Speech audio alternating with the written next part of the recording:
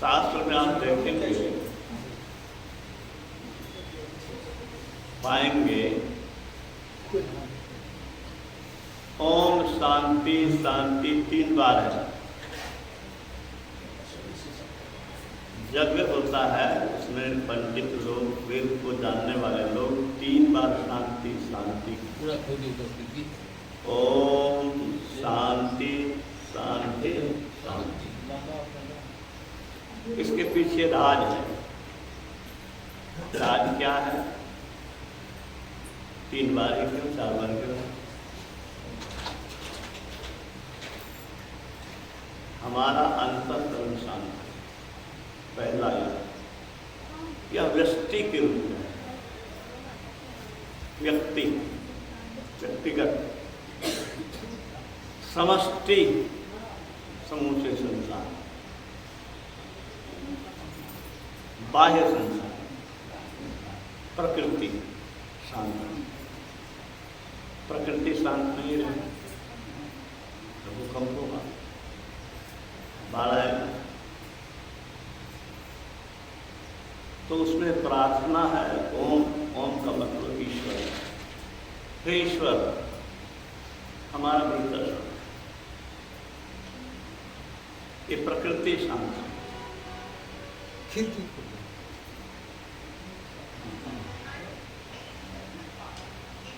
दो हो गया ना।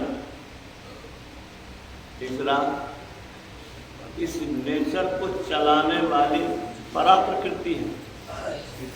अपरा जड़ और परा चेतन को पार करते हैं। वो चेतन प्रकृति भी शांत है।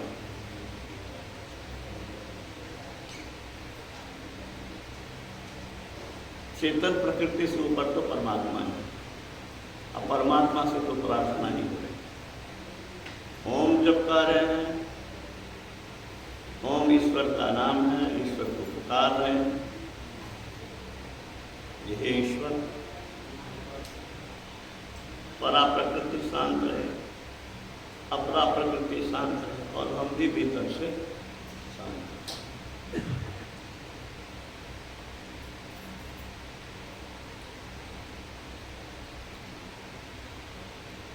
अभी हम लोग गुरु महाराज के मंगलाचरण की 2 पंक्ति पर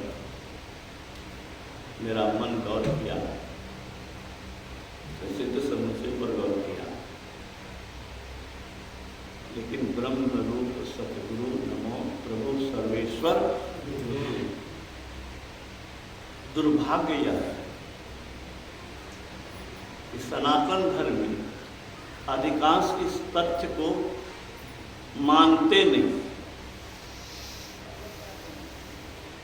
जबकि हमारे सनातन धर्म के संस्थापकों ने घोषणा किया कि गुरु ब्रह्मा, गुरु विष्णु, गुरुदेव महेश्वर, गुरु साक्षात परब्रह्म, तस्मै श्री गुरु।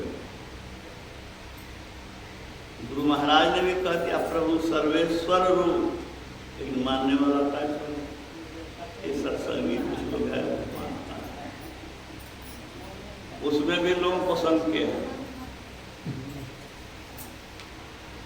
शंका कैसे है? ये लोग तो सुनते रहता, तुमको सुनाने की इच्छा है। ईश्वर का रूप है गुरु, लोगों को शंका है। मैं इसलिए कह रहा हूं कि देवी देवता को पूजने जा रहे हैं, लेकिन गुरु को नहीं पूजते। मैं देवी देवता के पूजा का विरोध नहीं करता हूँ, लेकिन आप जानिए कि देवी देवता को शक्ति उसी ईश्वर से मिली। एक बात। दूसरी बात, गुरु महाराज ने कहा जो समझते हैं कि देवी देवता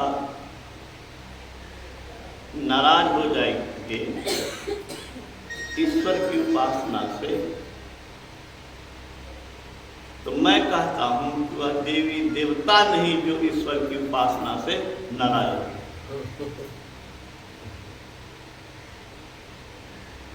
इसलिए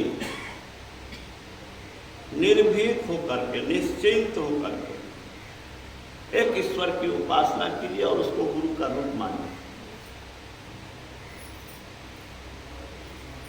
अगर आपको देवी देवता किसी खास में विश्वास है तो रखिए, गुरु महाराज का विरोध नहीं करते, लेकिन गुरु महाराज क्या करते हैं,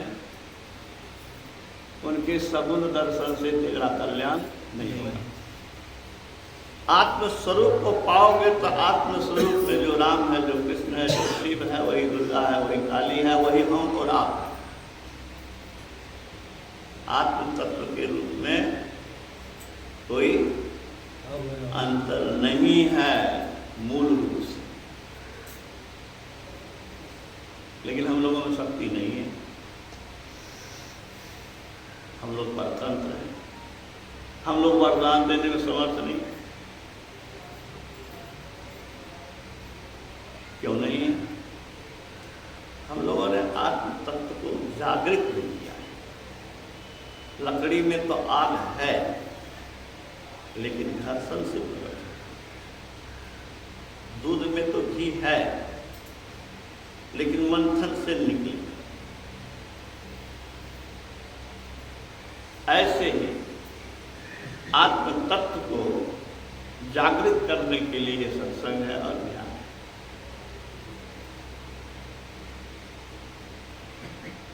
गुरु महाराज की पंक्ति को आप लोग सुने होंगे, अभी 5 बार। सत्संग इसलिए कि बोध हो। सत्संग किस लिए? बोध हो, ज्ञान हो, समझ में आवे, तथ्य को समझ सके, सत्य को समझ सके, रहस्य को समझ सके। क्या सब? सत्य, तत्व और रहस्य। प्रकृति के रहस्य को समझे, सत्य स्वरूप जो परमात्मा है उसको जाना, और उसके पाने के लिए जो फैक्ट्स है उस तथ्य को भी जाना। इसलिए मैं कहता हूं कि सत्संग सत्य, तथ्य और रहस्य को जानने के लिए। माया के रहस्य को नहीं जानेंगे, दुश्मन के रहस्य को नहीं जानेंगे, उसका काज कैसे करेंगे? रहस्य का पता लगाना होगा कि दुश्मन की कमजोरी क्या है, दुश्मन की कमजोरी क्या है। तो जो माया हम लोग को बस में किए हुए है, इसकी कमजोरी क्या है? इसकी एक ही कमजोरी है, वह है ईश्वर। माया से जो बचना चाहे, मायापति के शरण में जाए, बस वहां पर वह सीधे हाथ उठा ले। तो मायापति के शरण में जाने की आवश्यकता है। सर्वेश्वर को जानना है।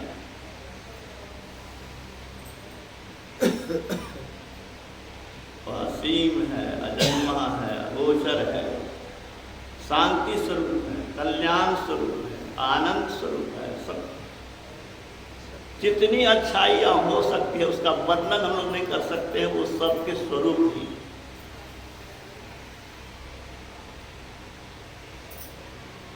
और हम लोग भी उसी के अंश हैं।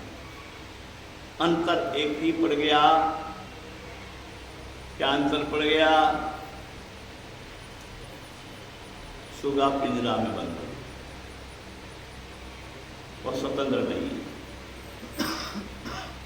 हवा फुटबॉल के अंदर टायर में चला गया, फुटबॉल के अंदर चला गया, वह स्वतंत्र नहीं है।